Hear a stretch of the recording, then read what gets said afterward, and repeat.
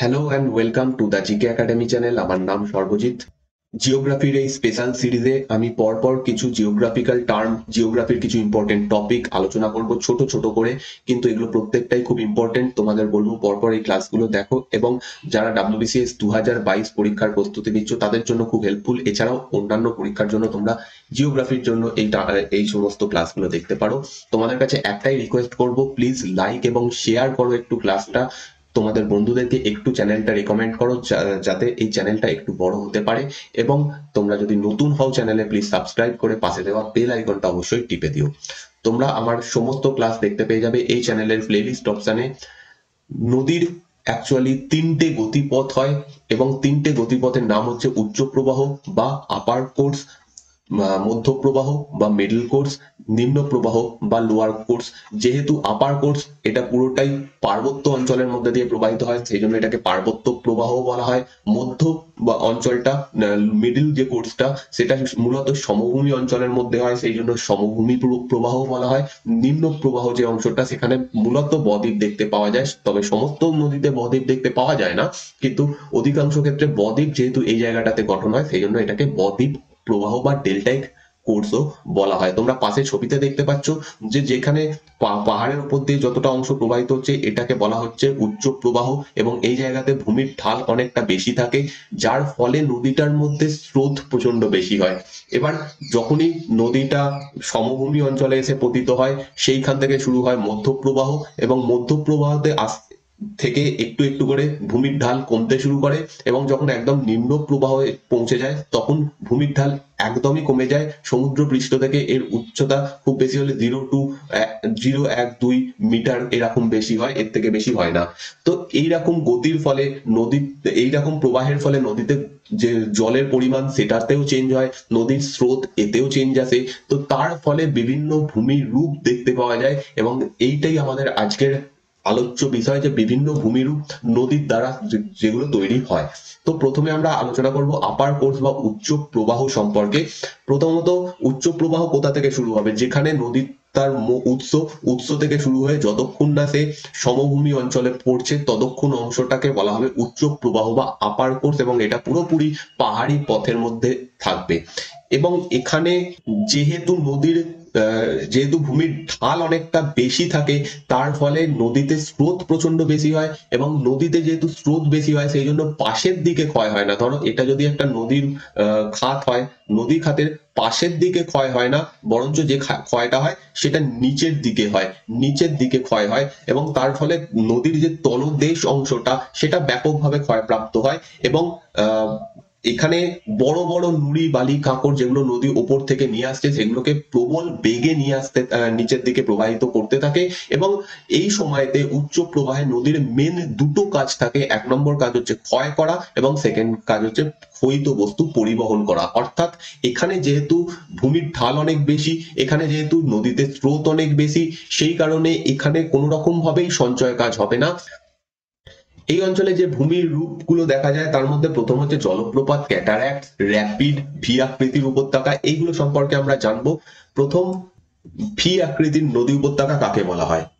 নদী যখন প্রবাহিত হচ্ছে, তখন কি হবে? তার মধ্যে রয়েছে প্রচুর, এই যেহেতু উচ্চ প্রবাহে এটা প্রবাহিত হচ্ছে, তার মধ্যে অনেক বড় বড় নুড়ি থাকবে, বড় বড় পাথর থাকবে, যার ফলে এই পাথরগুলো নদীর তলদেশটাকে প্রচন্ড ভাবে ক্ষয়িত করে, যার ফলে কি হচ্ছে, নদীটা এইরকম ভাবে প্রবাহিত হয়। এবং যেহেতু স্রোতও এই সময় খুব বেশি থাকে, সেই সময় কিছুটা ক্ষয় হবে পাশের দিকে। তো নদী উপত্যকাটা এরকম টাইপের দেখতে হয়ে যায়, এবং ধীরে ধীরে সেটা আরো সংকীর্ণ হতে থাকে, এবং অনেকটা ইংরেজির ভি আকৃতি হয়ে যায়। তো সেই জন্য এই জায়গাতে যে ভূমি রূপটা দেখা যায়, সেটাকে ভি আকৃতির নদী উপত্যকা বলা হয়। এখানে তোমরা ছবিতে দেখতে পাচ্ছ এইরকম টাইপের উপত্যকা তৈরি হয়। এটার মেন কাজ, এই এই জিনিসটা মেনলি তৈরি হয় দুটো কারণে। প্রথম কথা হচ্ছে প্রচন্ড ভাবে নিম্নক্ষয়, বড় বড় পাথরের দ্বারা নিম্নক্ষয়, এবং জলের স্রোতের দ্বারা পাশের দিকে একটু ক্ষয়। তার ফলে পাশটা একটু প্রশস্ত হয়ে যায়, এবং নিচের দিকটা একটু সংকীর্ণ হয়ে যায়। এর ফলে ভি আকৃতির নদী উপত্যকা তৈরি হয়। নেক্সট, একটা নাম তোমরা অবশ্যই শুনে থাকবে, সেটা হচ্ছে জর্জ। এই জিনিসটা কি জর্জ বা গর্জ বলা হয়। অনেক ক্ষেত্রে দেখা যায় নদীতে ভি এর বদলে যে উপত্যকাটা তৈরি হয় সেটা ইংরেজির আই আকৃতির হয়, সেই ধরনের নদী উপত্যকাকে আই আকৃতির নদী উপত্যকা বা জিওগ্রাফিক্যাল টার্মে জর্জ বলা হয়। এবার এই ব্যাপারটা কেন তৈরি হয়, আমরা ভি আকৃতি বুঝলাম যে যখন নদীটা পার্শ্বক্ষয় প্লাস নিম্নক্ষয় দুটো একসাথে করছে তার ফলে ভি আকৃতি তৈরি হচ্ছে। আই আকৃতি তৈরি হয় সেই সমস্ত জায়গায় যেখানে নদী খুব কঠিন পাথরের মধ্যে দিয়ে প্রবাহিত হয়। ধরো এখানে একটা জায়গা যেখান দিয়ে নদীটা প্রবাহিত হয়ে আসছে উচ্চ প্রবাহে, ওকে, তখন এই যে পাশের যে জায়গাটা, এই জায়গাটা খুব কঠিন শিলা দ্বারা গঠিত হতেই পারে, এরকম কঠিন শিলা দ্বারা গঠিত, এবং নিচের যে শিলাটা যে কঠিন পাথর তার নিচের যে শিলাটা সেটা নরম শিলা, একটু অপেক্ষাকৃত নরম শিলা। পাশে তোমরা একটা ছবিতে দেখতে পাচ্ছ, এখানে যে ডিপ খয়েরি করে যে জায়গাটা দেওয়া হয়েছে সেটা হার্ড রক, খুব কঠিন পাথর, তার নিচের দিকে রয়েছে, তার নিচে রয়েছে সফট রক। এরকম যদি পরিস্থিতি তৈরি হয় তখন নদীটা ভি আকৃতিতে যেমন পাশে ক্ষয় করছিল সেই পাশে ক্ষয়টা করতে পারে না, তখন সে নিচের দিকে ক্ষয় করে, তার ফলে নদীর যে খাতটা সেটা এরকম ভাবে হয়ে যায়, এরকম হয়ে যায়, নিচের দিকে, পাশের দিকে ক্ষয় হয় না, পাশের দিকটা সমান থাকে, এখান দিয়ে নদী এরকম ভাবে প্রবাহিত হয়। তো এইরকম যখন হয় তখন সেটা দেখতে অনেকটা ইংরাজি আই আকৃতির মতো হয়ে যায়, সেই ধরনের উপত্যকাকে আই আকৃতি নদী উপত্যকা বা জর্জ বলা হয়। এগেন আর একটা জিওগ্রাফিক্যাল টার্ম রয়েছে, সেটা হচ্ছে ক্যানিয়ন। ক্যানিয়ন আর জর্জের মধ্যে বিশেষত সেরকম কোনো পার্থক্য নেই। ক্যানিয়ন যেখানে মানে জর্জ যেখানে খুব ছোট জায়গাতে হবে, ক্যানিয়ন একটা বড় জায়গা জুড়ে হবে। সেম আই আকৃতির যে নদী উপত্যকা সেটাই যদি অনেকটা বড়, অনেকটা অনেকটা অঞ্চল জুড়ে প্রবাহিত হয়, অনেকটা অঞ্চল জুড়ে বিস্তৃত হয়, তাকে আমরা বলবো ক্যানিয়ন। তো ক্যানিয়ন আর জর্জ প্রায় একই জিনিস, সেম জিনিস, যেটা আই আকৃতির নদী উপত্যকা, এটারই দুটো আলাদা নাম। এবার ক্যানিয়ন মূলত দেখা যায় শুষ্ক অঞ্চলে, অন্যদিকে জর্জ যে জায়গা জিনিসটা সেটা মূলত নাতিশীতোষ্ণ অঞ্চলে, যেখানে পাহাড়ের মধ্যে দিয়ে প্রবাহিত হচ্ছে সেই অঞ্চলে দেখা যায় জর্জ গুলো। তো ক্যানিয়ন আর জর্জের মধ্যে বিশেষত সেরকম কোনো পার্থক্য নেই, দুটোই সেমই জিনিস, আই আকৃতি। এবং তোমরা পাশে ছবিতে দেখতে পাচ্ছ যে এটা অনেকটা আই এর আকার ধারণ করছে। কিভাবে আই এর আকার ধারণ করছে, এরকম লম্বা, সাইডে এরকম চওড়া নয়, এটা আই এর মতো লম্বা আকারে ধারণ করছে, তো সেই জন্য এগুলোকে জর্জ বা ক্যানিয়ন বলা হয়। তো কলোরাডো নদীর উপর একটা বিখ্যাত ক্যানিয়ন রয়েছে যেটা অনেকটা লম্বা, এটাই পৃথিবীর সব থেকে লম্বা ক্যানিয়ন। কলোরাডো নদী মার্কিন যুক্তরাষ্ট্রে প্রবাহিত হয়, এটা পৃথিবীর সব থেকে লম্বা ক্যানিয়ন। র্যাপিড এবং জলপ্রপাত, এই দুটোর মধ্যে তফাৎ কি দেখো। প্রথমে আমরা জলপ্রপাত সম্পর্কে জেনে নিই, কারণ জলপ্রপাত জিনিসটা আমরা অনেকেই দেখেছি চোখে, তোমরা অনেকেই ঘুরতে গিয়ে দেখেছো, এই জলপ্রপাত জিনিসটা তো বুঝতে সুবিধা হবে। তারপরে র্যাপিড ব্যাপারটা বুঝছি। ধরো এটা একটা দুটো শিলা রয়েছে, দুটো শিলা পাশাপাশি রয়েছে, উপর দিয়ে নদী প্রবাহিত হচ্ছে। এখানে যে শিলাটা সেটা কঠিন শিলা, ওকে, আর এটা হচ্ছে নরম শিলা। এবার নদী যখন প্রবাহিত হচ্ছে, ওপর দিয়ে নদী প্রবাহিত হচ্ছে, তখন সে চাইবে নিচের দিকে ক্ষয় করতে, কারণ এটা আমাদের উচ্চ প্রবাহ, নিচের দিকে ক্ষয় করতে চাইবে, নিচের দিকে ক্ষয় করছে। এইখানে যত না বেশি ক্ষয় হচ্ছে, কারণ এটা কঠিন শিলা, এটা অপেক্ষাকৃত আস্তে আস্তে ক্ষয় হচ্ছে, কিন্তু যেটা নরম শিলা সেটা খুব দ্রুত ক্ষয় হচ্ছে, খুব দ্রুত ক্ষয় হচ্ছে। তো একটা টাইমে এসে দেখা যাবে যে কঠিন শিলা যে অংশটা সেটা অনেকটা ওপরে থেকে গেছে, কিন্তু যে নরম শিলার যে অংশটা সেটা এরকম ভাবে ক্ষয়ে নিচের দিকে নেমে গেছে। তার ফলে কি হচ্ছে, যে নদীটা এতদিন এখান দিয়ে প্রবাহিত হচ্ছিল সেই জলটা এবার তীব্রভাবে এইভাবে নিচের দিকে পড়বে, এবং তার ফলে যে জিনিসটা তৈরি হয় সেটাকে জলপ্রপাত বলা হয়। তোমরা পাশে ছবিতে দেখতে পাচ্ছ, এখানে হার্ড রক দেখানো হচ্ছে, এটা কঠিন শিলা, সেই জায়গাটা অপেক্ষাকৃত কম ক্ষয় হয়েছে, যেটা নরম শিলা অংশটা সেটা বেশি ক্ষয় হয়েছে। নদীটা এককালে এরকম ভাবে প্রবাহিত হতো, এখানেও শিলা থাকতো, এখানেও শিলা ছিল, সেটা নরম শিলা ছিল, কিন্তু যখনই ক্ষয়ের ফলে নরম শিলাগুলো বেশি ক্ষয় হয়ে গেছে, তার ফলে সেই জলটা এইভাবে পড়ছে, সেটাকে বলা হচ্ছে জলপ্রপাত। এবার র্যাপিড ব্যাপারটা কি, র্যাপিড ব্যাপারটা তখনই দেখা যাবে যখন দু রকমের শিলা পাশাপাশি অনেকটা জায়গা জুড়ে অবস্থান করবে। ধরো এরকম একটা জায়গা, এটা হচ্ছে কঠিন শিলা, তার পাশে হচ্ছে নরম শিলা, তারপরে আবার কঠিন শিলা, তারপরে আবার নরম শিলা, তারপরে আবার কঠিন শিলা, এরকম ভাবে একটা অবস্থান করছে। এবার নদী এখান দিয়ে যখন প্রবাহিত হচ্ছে, ধরো উপর দিয়ে নদী প্রবাহিত হচ্ছে, তার ফলে কি হচ্ছে, এই অংশটাতে কম ক্ষয় হচ্ছে, এটা যেহেতু কঠিন শিলা কম ক্ষয় হচ্ছে, এই জায়গাটা একটু বেশি ক্ষয় হয়ে গেছে। আবার এই জায়গাটা কম ক্ষয় হচ্ছে, এটা কঠিন শিলা, আবার এই জায়গাটা বেশি ক্ষয় হয়ে গেছে। আবার এই জায়গাটা কঠিন শিলা, তাই জন্য এখানটা কম ক্ষয় হচ্ছে। তার ফলে নদীটা এরকম ভাবে যাবে, এরকম ভাবে এবড়ো খেবড়ো ভাবে যাবে। পাশে এখানে ছবি দেখতে পাচ্ছ, এটা পাহাড়ি অঞ্চলে খুব বেশি দেখা যায়। এক জায়গায় প্রচন্ড বেশি একটা ঢেউয়ের মতো, আবার এক জায়গাতে নর্মাল যাচ্ছে, আবার ঢেউয়ের মতো, সেই রকম হয়। তো পাশে একটা ডায়াগ্রাম দেখানো হয়েছে, এটা হচ্ছে আমাদের কঠিন শিলা, এই হলুদটা হচ্ছে নরম শিলা। তার ফলে কি হচ্ছে, নদীটা এরকম যাবে, নদীটা এরকম যাবে, এখানটা একটু উঁচু হবে, আবার এখানটা নিচু হবে, আবার এখানটা উঁচু হবে, এখানটা নিচু হবে, আবার এখানটা উঁচু হবে, নিচু হবে, এইরকম ভাবে প্রবাহিত হচ্ছে। এই জিনিসটাকে বলা হয় র্যাপিড। নেক্সট হচ্ছে জলপ্রপাতেরই একরকম ভাগ রয়েছে, যেটাকে বলা হয় ক্যাসকেড জলপ্রপাত। ক্যাসকেড জলপ্রপাত সেখানেই দেখা যাবে যেখানে এইরকম শিলাগুলো এইরকম উপর নিচে অবস্থান করছে, কঠিন শিলা এবং নরম শিলা। সেখানে জলপ্রপাত তৈরি হবে, কিন্তু সেটা ক্যাসকেড জলপ্রপাত তৈরি হবে। ধরো এখানে রয়েছে কঠিন শিলা, এখানে রয়েছে নরম শিলা, এখানে রয়েছে কঠিন শিলা, এখানে নরম শিলা, এখানে কঠিন শিলা, এরকম কোনো অবস্থান করছে কোনো একটা ভূমিরূপ। এবার যে জলটা নদীর এখানে যেটা প্রবাহিত হচ্ছে, সেটা এরকম যখন পড়ছে, তখন কঠিন শিলাটা মুখটা বেরিয়ে থাকবে, নরম শিলাটা ক্ষয় হয়ে যাবে। আবার পরের যে কঠিন শিলাটা, সেটার মুখটা একটু বেরিয়ে থাকবে, কারণ হচ্ছে সেটা একটু কম ক্ষয় হচ্ছে, নরম শিলাটা হয়ে যাবে। তো এর ফলে জলপ্রপাতটা এরকম সিঁড়ির আকারে ধাপে ধাপে নামতে শুরু করে, যেটা তোমরা পাশে দেখতে পাচ্ছ। এরকম ধাপে ধাপে যে নামে জলপ্রপাত, সেই ধরনের জলপ্রপাতকে ক্যাসকেড জলপ্রপাত বলা হয়। আর এক রকমের ভূমিরূপ দেখা যায় উচ্চ প্রবাহে, যেটাকে বাংলাতে মন্থকূপ বলা হয়, ইংরেজিতে বলা হয় পটহোলস।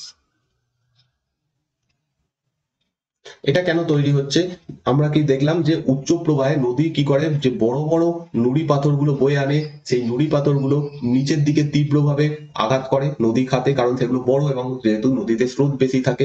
এবার এরকম বড় বড় যে পাথরগুলো, সেগুলো নদীর যে খাতটা রয়েছে সেখানে গোল গোল গর্ত তৈরি করে, এবং সেখানে একটা ঘূর্ণির মতো জিনিস তৈরি হয় জলের, সেই জিনিসটাকে মন্থকূপ বা পটহোলস বলা হয়।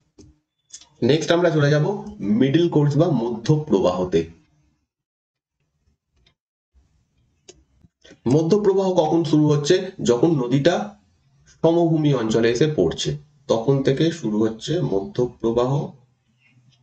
একটা পাশে ডায়াগ্রাম এঁকে নিচ্ছি যাতে তোমাদের বুঝতে সুবিধা হবে। এখান থেকে যখনই নদীটা এসে পড়লো সমভূমি অঞ্চলে, সেই অঞ্চলটাকে বলা হবে মধ্যপ্রবাহ, এবং একদম মোহনার কাছে গিয়ে শুরু হবে নিম্ন প্রবাহ, এই অঞ্চলটাকে বলা হয় মধ্যপ্রবাহ। এইখানটা আমরা যদি ভালো করে দেখি, তাহলে দেখবো যে ভূমির ঢাল একটু একটু করে কমতে থাকে। প্রথমে একটু উঁচু থাকে, তারপর আস্তে আস্তে নিচু হতে হতে হতে হতে একদমই শূন্যর দিকে আসতে শুরু করে, এবং যখনই একদম সমুদ্র তলে চলে যায়, সেই জায়গাটা হচ্ছে নিম্ন প্রবাহ। মধ্যপ্রবাহে প্রথম কথা, নদীর তলদেশের ঢাল কম থাকবে। উচ্চ প্রবাহের ক্ষেত্রে আমরা দেখছিলাম ভি আকৃতির নদী উপত্যকা, অনেকটা নিচে ঢাল থাকবে। আই আকৃতির নদী উপত্যকা, যেখানেও অনেকটা থাকবে। এইখানে এসে অতটা ঢাল থাকে না নদীতে, এবং তার ফলে কি হচ্ছে, যেহেতু ভূমির ঢাল কমে যাচ্ছে, সেই জন্য নদীর স্রোতের পরিমাণ কমে যাচ্ছে। যখনই নদীর স্রোতের পরিমাণ কমে যাচ্ছে, তার সে এতক্ষণ ধরে যে বড় বড় পাথরগুলো বয়ে আনছিল, সেগুলো আর এগিয়ে নিয়ে যেতে পারবে না। তো এখান থেকে শুরু হচ্ছে সঞ্চয় কাজ, ফার্স্ট টাইম এখানে সঞ্চয় করা শুরু করবে। উপরের প্রবাহে সঞ্চয় হচ্ছিল না, সেখানে নদীর স্রোত অনেক বেশি ছিল, বড় পাথর সহজে চলে আসছিল। এখানে এসে পাথরগুলো এবার একটু জমতে শুরু করবে, সেখান থেকে সঞ্চয়ের কাজ শুরু হবে।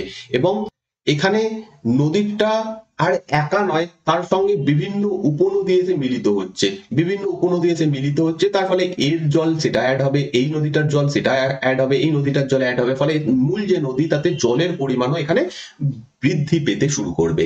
তো এখানে এখানে প্রথম যে জিনিসটা হয়, সেটা প্রথম যেটা মনে রাখবে, এইখানে মধ্যপ্রবাহে দুটো কাজই সমানভাবে হয়। ক্ষয় কাজও হচ্ছে, পরিবহন কাজও হচ্ছে, আর সঞ্চয় কাজও হচ্ছে। এখানে সঞ্চয় লিখতে হবে। এই তিনটে কাজই একসাথে হয়, কিন্তু উচ্চ প্রবাহের থেকে ক্ষয় কাজের পরিমাণ এখানে একটু কমে যায়, উচ্চ প্রবাহ থেকে পরিবহনের কাজও এখানে একটু কমে যায়, সঞ্চয় কাজ একটু একটু করে বাড়তে শুরু করে। ফার্স্ট টাইম এখানে সঞ্চয় কাজ শুরু হয়। তাহলে মধ্যপ্রবাহ এমন একটা জায়গা যেখানে তিনটে কাজই একসাথে হয়, কিন্তু তুলনায় ক্ষয় কাজের পরিমাণ কমে যায়, পরিবহন কাজের পরিমাণ কমে যায়, সঞ্চয় কাজের পরিমাণ এবার বাড়তে শুরু করে কি ফার্স্ট টাইম এখানে শুরু হয়।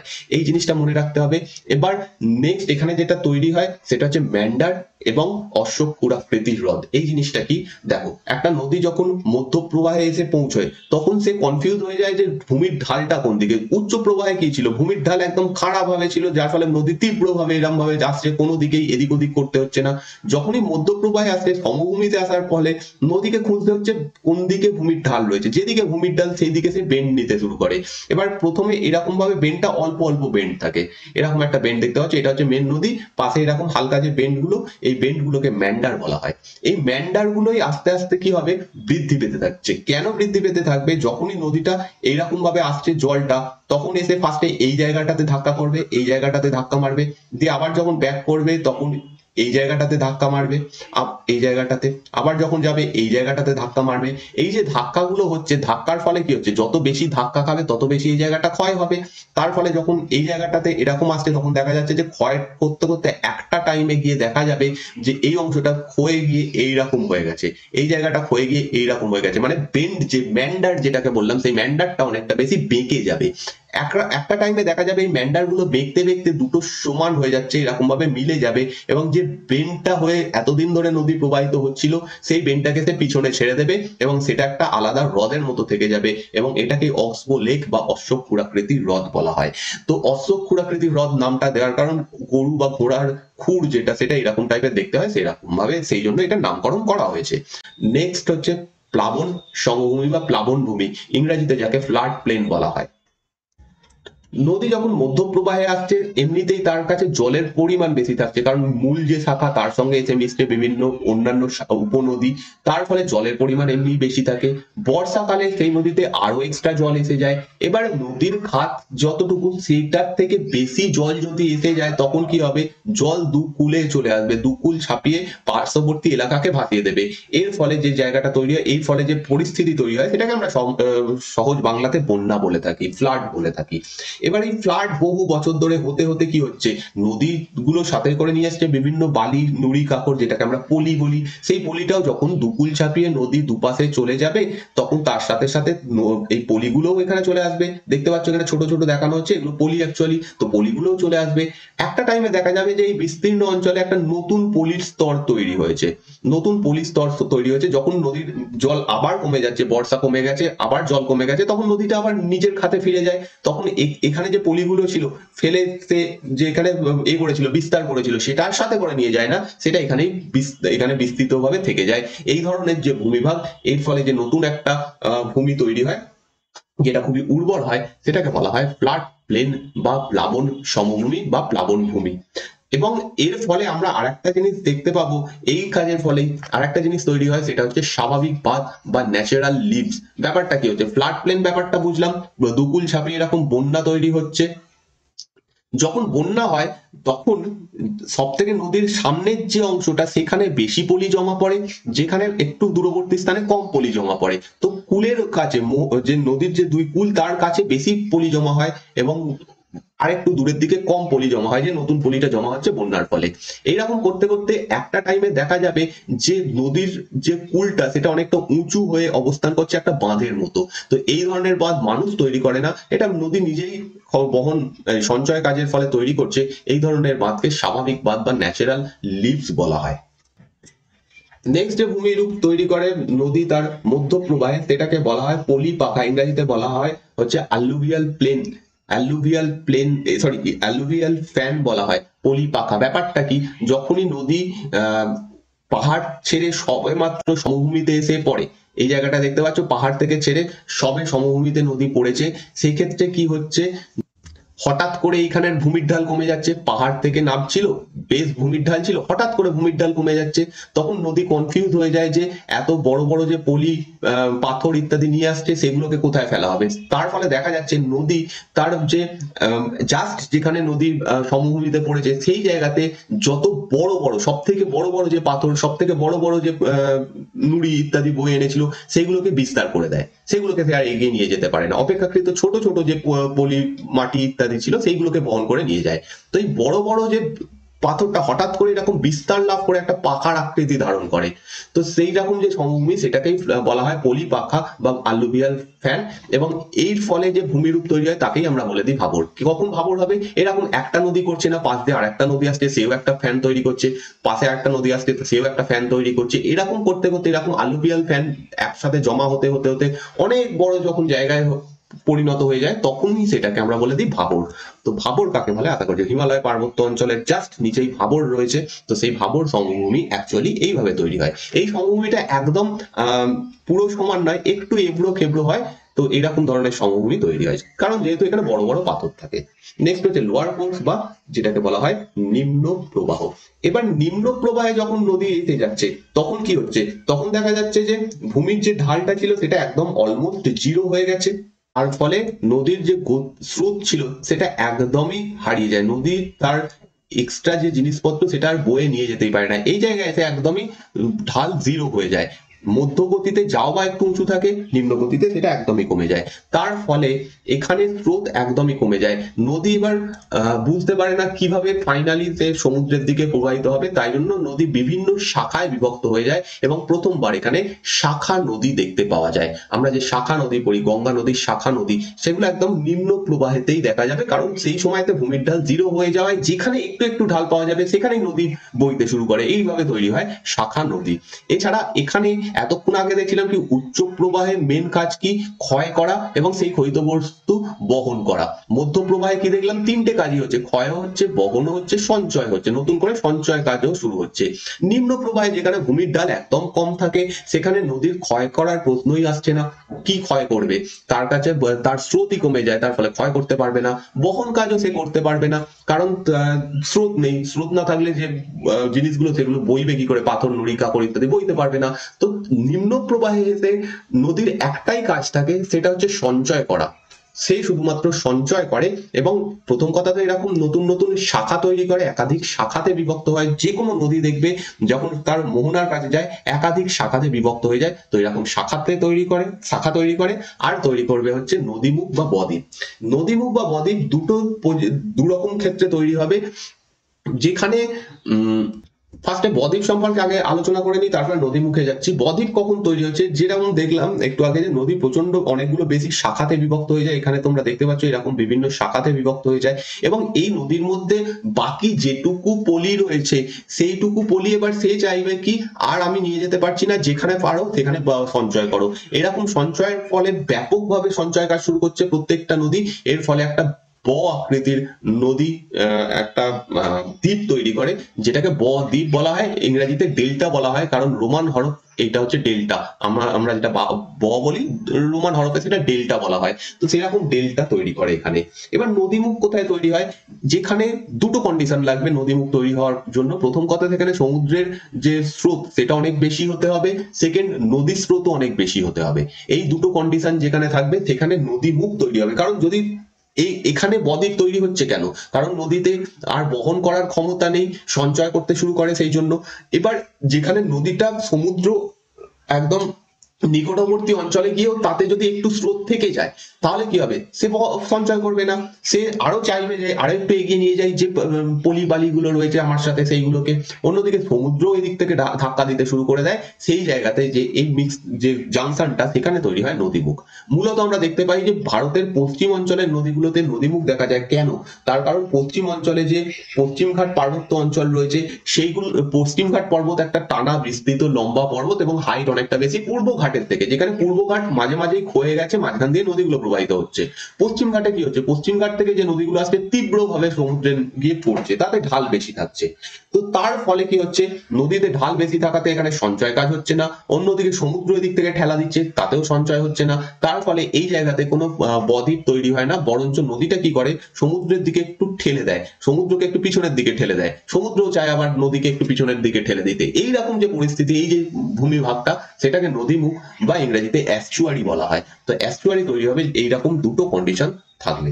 তো এই হচ্ছে আজকের ক্লাস, কমপ্লিট ক্লাস। আশা করছি তোমরা এই পুরো টপিকটা বুঝতে পারলে। যদি ভালো লাগে অবশ্যই একটা লাইক করো। এটা লাইভ ক্লাসের টাইম, আমি মঙ্গলবার থেকে রবিবার সন্ধ্যে 7টায় ইউটিউবে লাইভ ক্লাস নিচ্ছি, ফ্রি লাইভ ক্লাস। এখানে জিওগ্রাফি, হিস্ট্রি এবং পলিটির উপর লাইভ ক্লাস চলছে এবং জিকের উপরেও ক্লাস নিচ্ছি। তো তোমরা এইখানে ক্লাসগুলোতে অবশ্যই সবাই অ্যাটেন্ড করো মঙ্গলবার থেকে রবিবার সন্ধ্যে 7টায়। তো দেখা হচ্ছে নেক্সট দিনের ক্লাসে। এই ক্লাসটা এখানেই শেষ করছি।